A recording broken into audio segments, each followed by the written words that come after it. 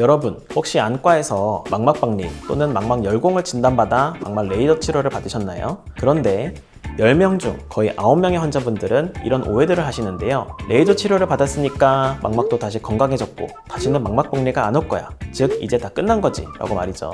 그런데 이렇게 생각하신다면 아주 위험한 오해인데요. 오늘은 망막 레이저 치료에 대한 가장 큰 오해 2가지를 풀어보려고 합니다. 첫 번째는 치료를 받고 나면 앞으로 망막박리는 걱정 안 해도 된다 라는 생각이고요. 두 번째는 지금보다 더 잘 보이거나 비문증이 없어질 거야 라는 기대입니다. 하지만 망막 레이저는 망막을 완치하는 치료도 아니고 시력을 올리는 치료는 더더욱 아니고요. 비문증을 없애는 치료는 정말 아닙니다. 이 치료의 정확한 목적은 하나입니다. 바로 망막 박리로의 진행을 막고 그 자리에 새로운 박리가 생기지 않도록 예방한다는 것입니다. 그래서 오늘은 망막 레이저 치료가 정확히 어떤 치료이고 어떠한 한계가 있는지, 그리고 치료 후에 반드시 기억하셔야 할 경고 신호까지 차분하게 정리해 드리겠습니다. 안녕하세요. 여러분의 평생 안과 주치의 S안과 구영호 원장입니다. 오늘은 망막 레이저 치료를 받기 전에 꼭 알아야 할 점에 대해서 말씀드리겠습니다. 예전에는 망막 박리를 중장년층 질환으로만 많이 생각했었는데요. 요즘은 그렇지가 않습니다. 생각보다 훨씬 흔한 질환이에요. 건강보험 심사평가원 통계에서도 확인할 수 있는데요. 최근 10년 사이에 망막 박리 환자가 약 80% 이상 증가했습니다. 이 말은 지금 연간 약 10만 명에 가까운 환자가 발생하고 있다는 뜻이에요. 특히 고도근시로 인한 20대 망막박리 환자분들도 꽤 늘고 있고요. 즉 이제 더 이상 고령층만의 질환이 아니라는 겁니다. 그리고 망막박리는 한번 진행되면 자연적으로 회복이 안 됩니다. 대부분 수술, 그것도 아주 큰 수술이 필요합니다. 특히 중심시력을 담당하는 황반까지 떨어졌다면 시력 예후가 안 좋을 가능성이 높습니다. 안타깝게도 이미 많이 진행된 망막박리의 경우에는 수술 이외에는 다른 치료 방법이 없습니다. 그러나 망막박리가 진행되기 전 단계인 망막열공이나 격자무늬 망막변성, 혹은 아직 많이 진행되지 않은 국소 망막박리의 경우에는 망막 레이저로 치료가 가능합니다. 그래서 미리 위험을 파악하고 적극적으로 치료를 시작하는 게 정말 중요합니다. 치료 과정을 설명드리기 전에 망막박리와 눈 구조부터 잠깐 설명드릴게요.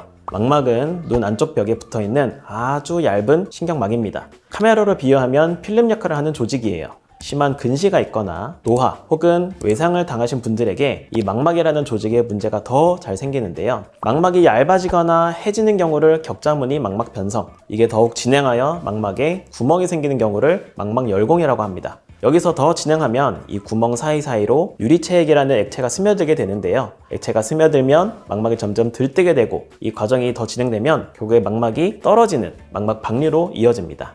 그래서 망막이 떨어지기 전에 미리 고정해주는 치료가 굉장히 중요합니다. 그게 바로 망막 레이저 치료이고요. 망막 열공이 있다고 해서 100% 레이저 치료를 하는 건 아닙니다. 증상이 없고 이미 자연적으로 경계선이 형성된 작은 열공들은 우선 경과관찰만 하기도 합니다. 다만 그런 경우는 많이 드문 편입니다. 반대로 망막 아래로 액체가 스며들 가능성이 높다고 판단되면 그때는 예방적으로 레이저 치료를 권유드립니다. 원장님, 그럼 앞으로 열공이 더 커지지 않도록 미리 막는 방법은 없을까요?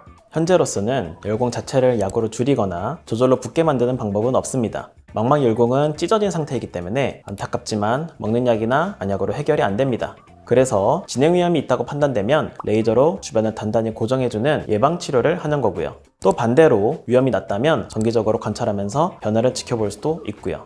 망막 레이저 치료 과정은 힘들거나 하진 않을까요? 치료 과정은 생각보다 간단한데요. 우선 열공 주변에 레이저를 조사를 해서 미세한 열로 작은 흉터를 만들어줍니다. 이 과정에서 망막과 그 아래 조직 사이에 유착이 형성됩니다. 결국 그 흉터 조직이 망막을 단단히 붙잡아주는 역할을 하고요.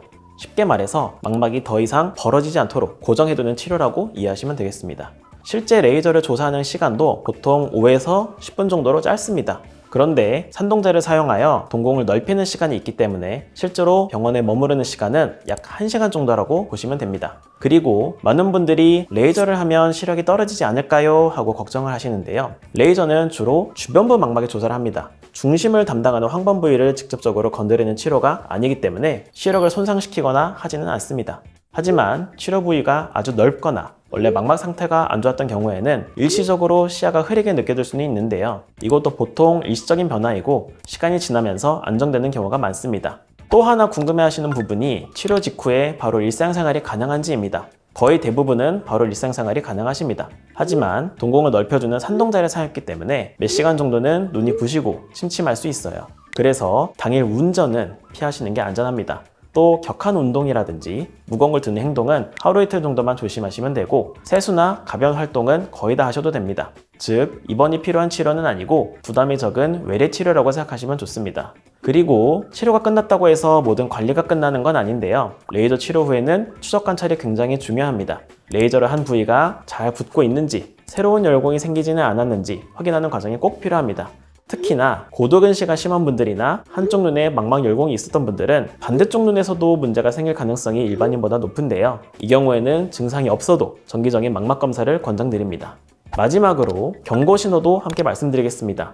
망막 레이저 치료를 받았더라도 치료를 받지 않은 다른 부위에서 새롭게 열공이나 박리가 생길 수 있다고 말씀드렸잖아요. 그래서 아래 증상이 느껴진다면 치료를 받으셨던 분이라도 당장 안과에 뛰어오시길 바랍니다. 대표적인 증상은 3가지인데요. 첫 번째는 비문증이 갑작스럽게 많아지는 경우입니다. 원래 날파리처럼 떠다니는 점이 조금 있었는데 어느 날 확 늘었다든지 먹물이 번지는 것처럼 시야에 그림자가 생기는 것 같으면 꼭 안과에서 검사를 받아보셔야 합니다. 비문증은 대부분 노화로 인한 유리체 변화 때문에 생기는 경우가 많은데요. 그런데 문제는 유리체가 망막에서 탈락하면서 당기는 힘이 강하면 이때 망막 열공이 생길 수가 있어요. 이때 작은 출혈이 동반되면 피가 유리체 안으로 퍼질 수 있고 갑자기 비문이 많아진 것처럼 느낄 수가 있습니다. 즉 단순한 비문증일 수도 있지만 초기 망막박리의 신호일 가능성이 있기 때문에 반드시 안과 진료로 확인하셔야 됩니다. 그리고 두 번째는 번쩍이는 빛, 즉 광시증이 심해진 경우인데요. 특히나 어두운 곳에서 번개처럼 번쩍이는 느낌이 반복된다면 꼭 주의하셔야 합니다. 광시증은 유리체가 망막을 강하게 당길 때 나타날 수 있는 증상이거든요. 이렇게 비정상으로 당기는 힘이 지속이 된다면 역시 열공이 생길 수 있고 열공이 박리로 이어질 수 있기 때문에 갑작스러운 번쩍임이 느껴지신다면 반드시 진료를 받아보시는 게 좋겠습니다. 세 번째는 가장 중요한 신호입니다. 시야 가장자리에 마치 커튼이 친 것처럼 시야가 가려지는 느낌인데요. 이 증상이 생겼다면 이미 망막 박리가 진행됐을 가능성이 높습니다. 이때는 절대 미루시면 안 됩니다. 바로 가까운 안과 진료가 가능한 곳으로 가셔야 합니다. 망막 박리에는 골든타임이 있습니다. 특히 황반이 아직 떨어지지 않은 상태에서 치료를 시작하시면 예후가 훨씬 좋습니다. 하지만 황반까지 박리가 진행된 이후에는 수술을 하더라도 시력이 완전히 회복되지 않는 경우가 많기 때문에 증상을 빨리 알아차리는 게 치료만큼이나 중요합니다. 오늘의 결론입니다. 망막 레이저 치료는 무서운 시술이 아닙니다. 오히려 실명을 막을 수 있는 가장 간단하고 효과적인 예방치료입니다. 다만 치료를 받았다는 것만으로 모든 위험이 사라지는 건 아니라는 점, 그리고 이상 신호가 생기면 지체하지 말고 즉시 진료를 받아야 한다는 점, 이 2가지만 정확하게 기억하시면 되겠습니다. 너무 불안해하실 필요는 없습니다. 치료 후 저희가 더 섬세하고 정밀하게 경과를 함께 챙겨봐 드리겠습니다. 차분하게 치료받으시고 이후 증상만 잘 관찰해 주시면 됩니다. 오늘 영상이 도움이 되셨다면 좋아요와 구독 부탁드리겠습니다. 지금까지 S안과 구영호 원장이었습니다. 감사합니다.